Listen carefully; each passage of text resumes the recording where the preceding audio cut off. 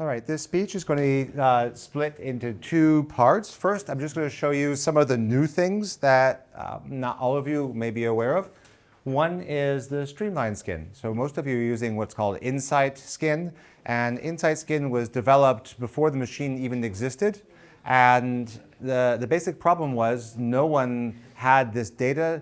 No one knew how to work with it. No one knew how it even should be visualized or understood.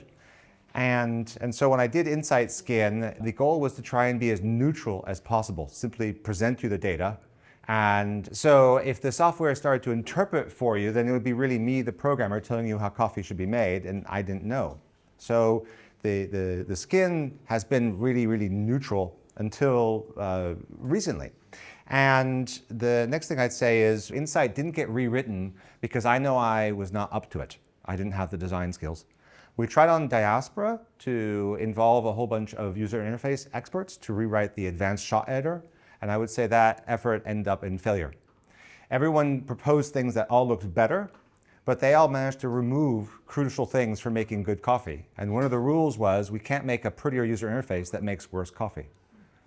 And so that eventually ended in failure until a guy named Pulak in Delhi bought the machine, and he owns a user interface company.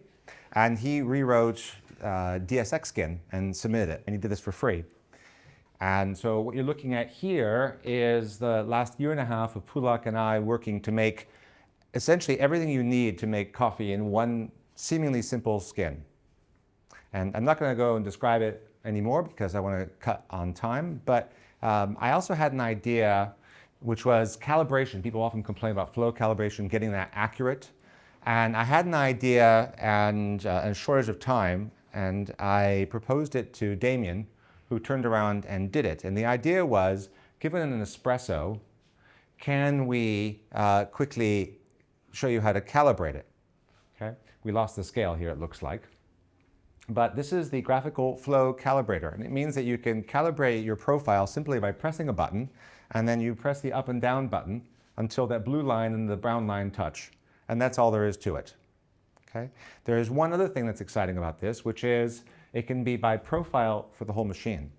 Because a profile like allongé needs a different calibration than adaptive. And this now just happens automatically. And so the profile for this is currently 0.85, but if I switch to something else, that looks like it's 0.85 on that one too, but I could certainly hit a button and have different calibration. So if you are not using the graphical flow calibrator, it's an extension. I encourage you to enable it.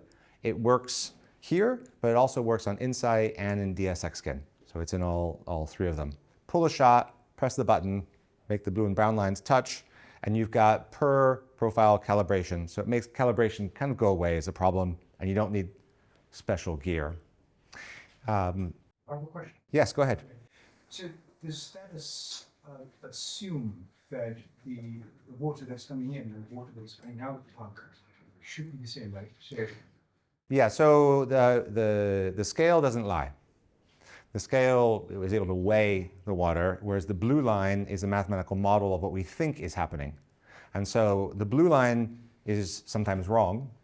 And so by making the blue line touch the brown line, or rather the brown line touch the, blue line touch the brown line, then you've now told it how to calibrate its physics to match the reality of the scale. And they should touch. The problem we have largely is that Ray's physics model was made for a kind of espresso which is slow. And it's quite accurate in the 1 to 2 milliliters per second rate, and it becomes quite inaccurate at allongé and extremely inaccurate at filter 3, because those were not defined as part of the problem 8 years ago when he looked at it. I'm showing you DSX2 because one of the things that happened, what happened, which is a kind of interesting thing, is Pulak offered to redesign Damien's thing. That didn't go so well, but it prompted Damien to rethink his entire approach, and he rewrote DSX Skin from scratch. And now it's so much cleaner. And so that was a good kick in the butt for him to do that. And I just wanted to show that. Those of you who like DSX, you really should switch to DSX2. It is far superior. Next, I want to show you, many of you don't know that this exists, but Marcus in Germany has written an app called Despresso. Despresso is a native app for iPhone, iPad, Android. So those of you who want to use an iPad, I'm not going to run the app. I just want to show you. It has a very different way of thinking about recipes, espressos. So recipes look like workflows in DSX. So they involve grinds, doses, not just the profile.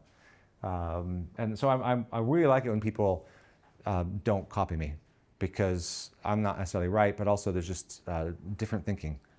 So Despresso is really cool and free. So absolutely do check it out.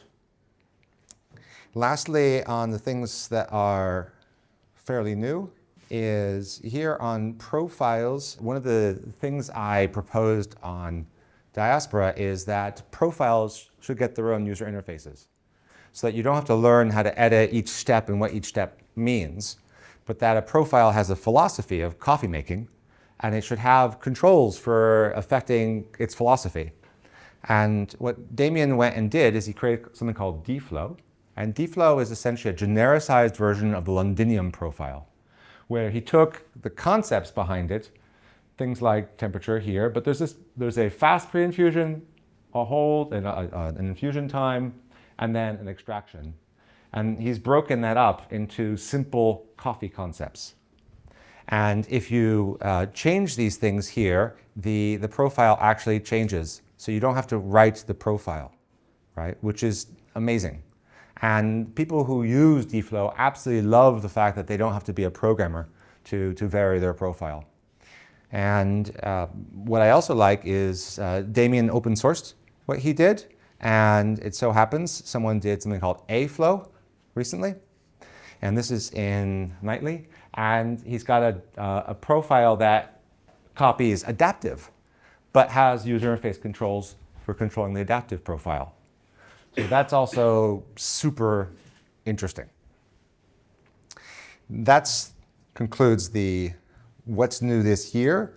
I'm not going to go into detail because you should all download it. Everything I just showed you is free and works on every machine back to D1.10. Okay.